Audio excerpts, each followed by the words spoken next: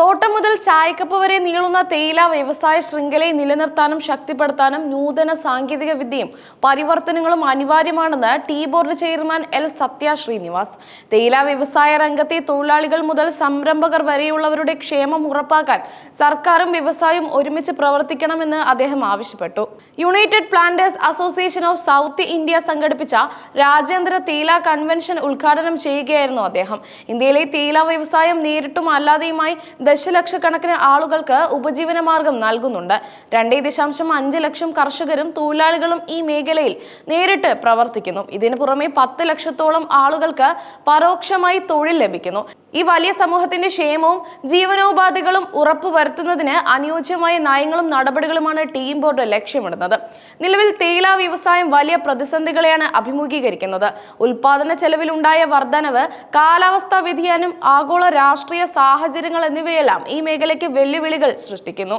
ഈ പ്രതിസന്ധികളെ അതിജീവിച്ച് വ്യവസായത്തെ മുന്നോട്ട് കൊണ്ടുപോകാൻ ഉപാസി നടത്തുന്ന ശ്രമങ്ങളെ ടീ ബോർഡ് ചെയർമാൻ അഭിനന്ദിച്ചു. വ്യവസായത്തിലെ ഓരോ ഘട്ടത്തിലും സാങ്കേതിക വിദ്യയുടെ സാധ്യതകൾ പ്രയോജനപ്പെടുത്തണം. കൊളുന്ത് നുള്ളുന്നത് മുതൽ സംസ്കരണം വരെയുള്ള പ്രക്രിയകളിൽ യന്ത്രവൽക്കരണം, നിർമ്മിത ബുദ്ധി എന്നിവ ഉപയോഗിക്കാൻ തുടങ്ങിയിട്ടുണ്ട്. ഇത് ഉൽപാദനക്ഷമത വർദ്ധിപ്പിക്കാനും ചെലവ് കുറയ്ക്കാനും സഹായിക്കും. എന്നാൽ സാങ്കേതിക പുരോഗതിക്കൊപ്പം പരിസ്ഥിതി സംരക്ഷണത്തിനും സുസ്ഥിരതയ്ക്ക് മുൻഗണന നൽകണം. പരിസ്ഥിതിക്ക് ദോഷകരമല്ലാത്ത നൂതന സാങ്കേതിക വിദ്യകൾ വികസിപ്പിക്കുന്നതിന് കൂടുതൽ ഗവേഷണങ്ങൾ ആവശ്യമാണെന്ന് സത്യ ശ്രീനിവാസ് ചൂണ്ടിക്കാട്ടി. ഈ ഗവേഷണങ്ങൾക്കായി സർക്കാരിന്റെ എല്ലാ സഹായവും ഉറപ്പു നൽകുന്നു എന്ന് അദ്ദേഹം കൂട്ടിച്ചേർത്തു. സംസ്ഥാന സർക്കാരും ഈ മേഖലയ്ക്ക് വലിയ പിന്തുണയാണ് നൽകുന്നത്.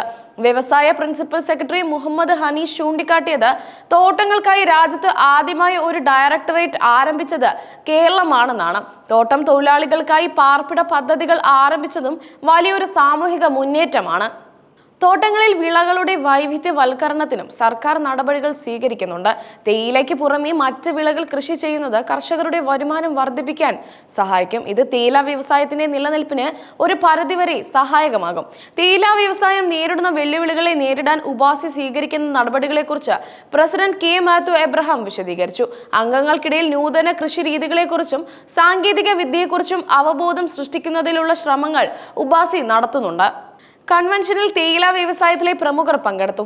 Hindustan Unilever director Govind Hariram, Tata consumer products MD Sunil T Sousa, Wagh Bakri CEO Sanjay Sanyal, Indian tea association chairman Hemant Bangur, federation all India tea traders association chairman Sanjay Shah, tea board deputy chairman C Murugan, വാണിജ്യ മന്ത്രാലയത്തിലെ joint secretary Kesang Sherpa, UPASI vice president Ajoy Thippatha എന്നിവർ പ്രസംഗിച്ചു.